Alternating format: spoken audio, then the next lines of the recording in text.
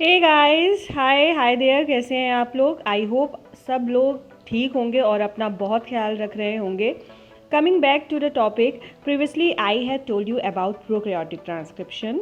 Now I am going to tell you the eukaryotic transcription. तो आज आपको मैं इनिशिएशन बताने जा रही हूँ, तो ध्यान से सुनिएगा और increase your knowledge about eukaryotic transcription. So eukaryotic transcription में 5 डिफरेंट आरएनए पॉलीमरेज यूज होते हैं जो 5 अलग अलग प्रोसेसेस परफॉर्म करते हैं।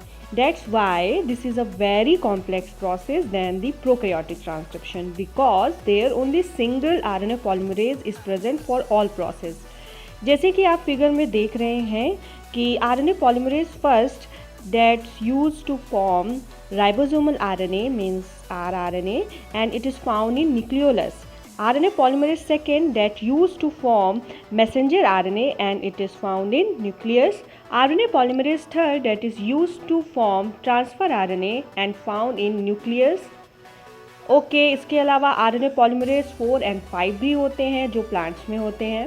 ये पॉलीमरेज डिफरेंट सेंसिटिविटी शो करता है अल्फा एमिनाइटिन से। Alpha amanitin is a poison toxin present in poisonous mushroom जिसे एमिनाइटा फेलॉइट कहते हैं। ये सेंटेंस बोलना और ये वर्ड बोलना काफ़ी टिपिकल मुझे लग रहा था। RNA polymerase first is insensitive to this toxin but RNA polymerase second बहुत सेंसिटिव होता है। RNA polymerase third little moderate होता है या फिर क्या है इंटरमीडिएट सेंसिटिविटी शो करता है। Two large subunit eukaryotic polymerase की एक दूसरे से रिलेटेड होते हैं और सिमिलर होते हैं प्रोकैरियोटिक ट्रांसक्रिप्शन के आरएनए पॉलीमरेज के बीटा एंड बीटा डैश सब यूनिट से। और ओमेगा लाइक स्ट्रक्चर भी थोड़ा similar structure single RNA polymerase जो प्रोकैरियोट्स में पाया जाता है उससे सिमिलर होता है। दो नॉन आइडेंटिकल सब यूनिट्स अल्फा की जो है वो भी सिमिलर स्ट्रक्चर जैसे कि सिंगल आरएनए पॉलीमरेज प्रोकैरियोट्स में होता है और उसमें अल्फा पाया जाता है, तो वैसा कुछ यहाँ भी पाया जाता है। अब चलते हैं आरएनए पॉलीमरेज प्रमोटर्स को समझने कि आरएनए पॉलीमरेज कैसे प्रमोटर से बाइंड करता है। बिकॉज हम प्रमोटर की बात कर रहे हैं, इट मीन्स उन प्रमोटर्स की बात कर रहे हैं जो आरएनए पॉलीमरेज को बाइंड करेंगे। सो RNA polymerase first promoter consist of a core promoter जो स्टार्ट पॉइंट तक फैला होता है। फिगर को देखिए तो समझ आएगा ये -45 एंड +20 के बीच में है और अपस्ट्रीम कंट्रोल एलिमेंट जो शॉर्ट फॉर्म में UCE है, फिगर में देखिए तो पता चलेगा, जो -100 बेस पेयर अपस्ट्रीम में है। कोर प्रमोटर जनरली रिच होते हैं GC सीक्वेंस में बट 80 रिच सीक्वेंस भी होते हैं जो स्टार्ट पॉइंट के पास तक होते हैं, जैसे हम INR कहते हैं या फिर इनिशिएटर बोलते हैं जिसे हम। सो नेक्स्ट है आरएनए पॉलीमरेज थर्ड। इम्पॉर्टेंट ये है इसमें कि most of the important element sequence present in downstream of the start point. Now so ये figure there is 3 types of RNA polymerase third promoter. Type first found in 5S rRNA genes. इनको इनको 2 internal sequence element चाहिए for the transcription. Figure में देखिए एक A block दिख रहा होगा जो +50 एंड +70 पे है, दूसरा C ब्लॉक जो +80 टू +90 पे है। टाइप सेकेंड इंटरनल प्रमोटर पाया जाता है ट्रांसफर RNA जीन्स में। हाईली कंजर्व सीक्वेंस पाए जाते हैं A एंड B ब्लॉक के फिगर में देखिए तो आपको पता चलेगा।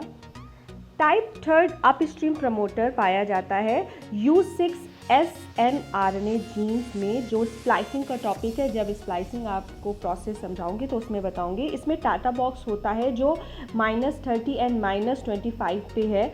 प्रॉक्सिमल सीक्वेंस एलिमेंट PSE है जो -66 एंड -46 पे है। डिस्टल सीक्वेंस एलिमेंट DSE जो -244 एंड -214 पे है। So now comes to RNA polymerase second promoter. ये प्रमोटर्स बहुत वैरायटी में होते हैं और अपस्ट्रीम में काफ़ी किलो बेसिस तक फैले होते हैं। ये 2 सेगमेंट्स में डिवाइडेड है। पहला -30 और टाटा बॉक्स सीक्वेंस है 5' TA TA X A X 3'। अब ये X एडेनिन भी हो सकता है और थायमीन भी हो सकता है। दूसरा कंपोनेंट है इनिशिएटर सीक्वेंस, शॉर्ट में INR भी बोलते हैं। ये 5 prime PY2CA PY5 3 prime sequence है। PY means pyrimidine, rich zone है ये और इनिशिएटर स्टार्ट पॉइंट के अराउंड होता है। ये दोनों ही फिगर से आप समझ सकते हैं। कुछ जीन्स के पास डाउनस्ट्रीम एलिमेंट प्रमोटर होते हैं, यानी DPE, जिसे हम लोग डाउनस्ट्रीम प्रमोटर एलिमेंट कहते हैं, जो +28 to +32 तक होता है। टाटा बॉक्स और इनिशिएटर के अलावा सिस एक्टिंग रेगुलेटरी सीक्वेंसेस भी होते हैं, जो बाइंडिंग साइट्स होते हैं बहुत सारे रेगुलेटरी फैक्टर्स के लिए, जो इंडिविजुअल जीन्स के एक्सप्रेशन को कंट्रोल करते हैं। टाटा बॉक्स और इनिशिएटर स्पेसिफिक बाइंडिंग साइट्स होती हैं ट्रांसक्रिप्शन फैक्टर्स के लिए। ये दोनों डिटरमाइन करते हैं location of transcription start site के। और regulatory promoter sequence frequency of initiation बताता है। सीक्वेंस जो प्रमोटर में होते हैं वो नंबर्स में, लोकेशन में और ओरिएंटेशन में डिफरेंट होते हैं। कोई भी सीक्वेंस कॉमन नहीं होता है। सो RNA पॉलीमरेज सेकेंड के पास 12 सब यूनिट्स होती हैं, जिसमें 2 लार्ज सिमिलर सब यूनिट्स होती हैं बैक्टीरियल पॉलीमरेज के बीटा और बीटा डैश से, जो मैं अभी पहले बता चुकी हूँ। इसके अलावा RNA पॉलीमरेज के लार्ज सब यूनिट के कार्बोक्सिल टर्मिनल डोमेन में 7 अमाइनो एसिड्स होते हैं, जो रिपीटेड होते हैं many times.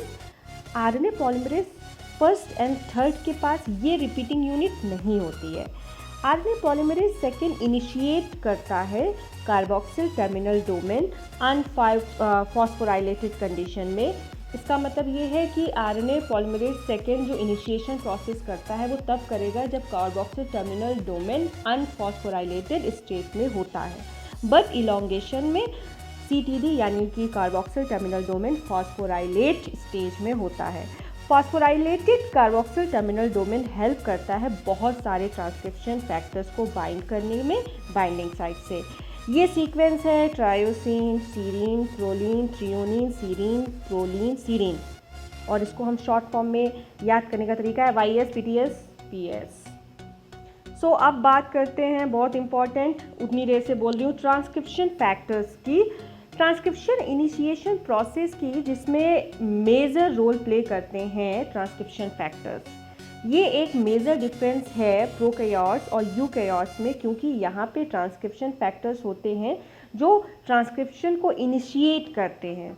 RNA polymerase eukaryotes में डायरेक्ट DNA के प्रमोटर के साइट से नहीं जुड़ता है। इसके लिए बहुत सारे ट्रांसक्रिप्शन फैक्टर्स होते हैं जो एक बेस बनाते हैं, तब जाकर RNA पॉलीमरेज आकर जुड़ता है DNA के प्रमोटर साइट से। ट्रांसक्रिप्शन फैक्टर ट्रांस रेगुलेटरी होते हैं और मोस्टली सॉल्युबल प्रोटीन होते हैं। इनका काम RNA पॉलीमरेज को प्रमोटर से जोड़ना और रेगुलेट करना ट्रांसक्रिप्शन को होता है। ये 2 टाइप्स के होते हैं, बेसल ट्रांसक्रिप्शन फैक्टर्स और जनरल ट्रांसक्रिप्शन फैक्टर्स। कुछ बुक्स में आपको बार बार basal transcription factor word use किया जाएगा इसके लिए, और कुछ में जनरल ट्रांसक्रिप्शन फैक्टर यूज़ किया जाएगा। और रेगुलेटरी ट्रांसक्रिप्शन फैक्टर्स होते हैं। बेसल ट्रांसक्रिप्शन जो फैक्टर्स होते हैं वो बाइंड करते हैं जीन प्रमोटर से, और रेगुलेटरी बाइंड करता है रेगुलेटरी सीक्वेंस, जैसे कि इन्हांसर्स हो गए, साइलेंसर्स हो गए। सो इनिशिएशन ट्रांसक्रिप्शन स्टार्ट होता है RNA पॉलीमरेज सेकेंड से यूकैरियोट्स में। RNA पॉलीमरेज सेकेंड डायरेक्ट आके नहीं जुड़ता है DNA के प्रमोटर से। बहुत से ट्रांसक्रिप्शन फैक्टर्स होते हैं जो पहले बेस बनाते हैं, then RNA polymerase second join करता है प्रमोटर रीजन को। ये ट्रांसक्रिप्शन फैक्टर को हम शॉर्ट फॉर्म में TF सेकेंड X से डिनोट करते हैं।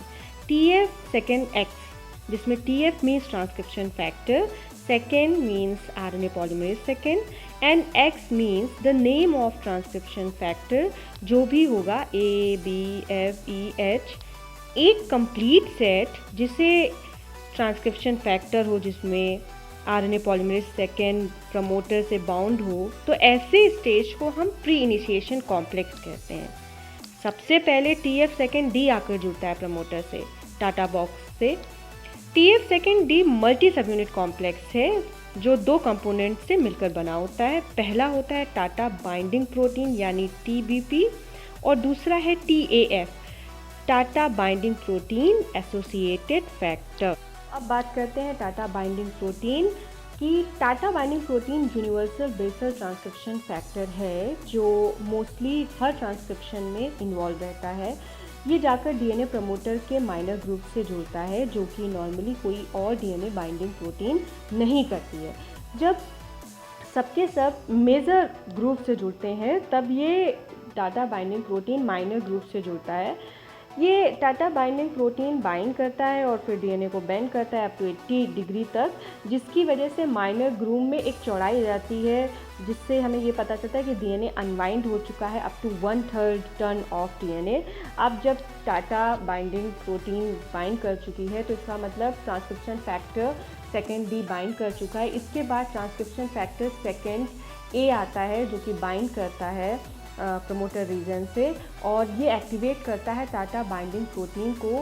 टाटा बाइंडिंग प्रोटीन इससे पहले इनएक्टिवेट पोजीशन पे होता है by the presence of TAF230। After that ये सब कुछ बाइंड हो चुका है। अब इसके बाद Tata transcription factor second B आता है जो कि आकर टाटा बाइंडिंग प्रोटीन के साथ प्रमोटर से जुड़ता है। Transcription factor second B RNA polymerase की हेल्प करता है ताकि वो आके प्रमोटर से बाइंड हो और इनिशिएशन करे। सो बेसिकली एक सरफेस बना देता है। फिगर में आप देख रहे होंगे ट्रांसक्रिप्शन फैक्टर सेकेंड B के 3 डोमेन देख रहे होंगे आप। एंड टर्मिनल डोमेन हेल्प करता है, एक स्विच होता है from abortive initiation to promoter escape तक हेल्प करता है। C टर्मिनल RNA पॉलीमरेज और ट्रांसक्रिप्शन फैक्टर सेकेंड D को इंटरैक्ट करता है और एक पाथ बनाता है ताकि बाकी के सारे ट्रांसक्रिप्शन फैक्टर्स आके इससे जुड़ सकें प्रमोटर से। तो बेसिकली सबसे पहले आया ट्रांसक्रिप्शन फैक्टर सेकेंड D, उससे बाइंड किया ट्रांसक्रिप्शन फैक्टर सेकेंड A जो कि एक्टिवेट किया टाटा बाइंडिंग प्रोटीन को। उसके बाद आया ट्रांसक्रिप्शन फैक्टर सेकेंड B जो कि आके बाइंड किया और उसने एक बेस बना दिया ताकि और जो ट्रांसक्रिप्शन फैक्टर्स हैं E हो गया, F हो गया, H अभी बाकी हैं, वो आके बाइंड कर सके और ये पूरा जो कॉम्प्लेक्स है वो तैयार कर सकें। सो अब आता है ट्रांसक्रिप्शन फैक्टर सेकेंड F जो RNA पॉलीमरेज को प्रमोटर में रिक्रूट करता है और पूरा ट्रांसक्रिप्शन कॉम्प्लेक्स असेंबल करता है। Transcription factor second F RNA polymerase को लेकर प्रमोटर से बाइंड करने में हेल्प करता है। ये हेट्रोटेट्राडाइमर होता है जिसमें लार्जर सब यूनिट होती हैं जिसमें हेलिकेज एक्टिविटी होती है और स्मॉलर होती है जिसमें बाइंडिंग एक्टिविटी होती है। उसके बाद आता है ट्रांसक्रिप्शन फैक्टर सेकेंड E जो ट्रांसक्रिप्शन फैक्टर सेकेंड H के आने से लेकर उसकी वर्किंग को रेगुलेट करता है। ट्रांसक्रिप्शन फैक्टर सेकेंड H सबसे ज़्यादा काम करने वाला ट्रांसक्रिप्शन फैक्टर है, तो इसे हम लोग बोल सकते हैं कि ये सबसे बड़ा होता है जिसमें एटीपेज एक्टिविटी होगी, हेलिकेज एक्टिविटी होगी। हेलिकेज एक्टिविटी मैंने आपको बताया कि बॉन्डिंग जो होती है उसके बेसिस पे हाइड्रोजन बॉन्डिंग उसको तोड़ता है जिसकी वजह से DNA में जो इतना बड़ा बबल फॉर्मेशन होता है वो होता है और काइनेज एक्टिविटी होती है, फॉस्फोराइलेशन होता है और फिर ये इलॉन्गेशन में भी हेल्प करता है। सो अब नेक्स्ट ये जो आप फिगर देख रहे हैं इसमें आपको सारे फंक्शंस मिल जाएंगे ट्रांसक्रिप्शन फैक्टर्स से। अब एक बार फिर से ये फंक्शन देख लें जो इतने सारे ट्रांसक्रिप्शन फैक्टर्स परफॉर्म कर रहे हैं। इतने सारे ट्रांसक्रिप्शन फैक्टर्स हैं, इसी वजह से इतना कॉम्प्लेक्स यूकैरियोटिक ट्रांसक्रिप्शन होता है। ये सारे फंक्शन सीरियली फैक्टर्स जैसे जैसे जुड़ते जाते हैं वैसे वैसे उनका फंक्शन भी है कि सबसे पहले D आया, फिर A आया, फिर उसके बाद उसमें B आया, देन उसके बाद उसमें F आया, देन उसके बाद E आया और देन उसके बाद उसमें H आता है। सो ये फिगर इसमें ये शो हो रहा है कि कैसे ये पूरा फॉर्मेशन हुआ। सबसे पहले कौन आया, पहले D आ गया, फिर A आ गया, फिर B आ गया, फिर F आ गया, फिर E आ गया, फिर H आ गया। फाइनली ट्रांसक्रिप्शन का इनिशिएशन प्रोसेस और कॉम्प्लेक्स जो बनता है वो पूरा कंप्लीट हो गया है।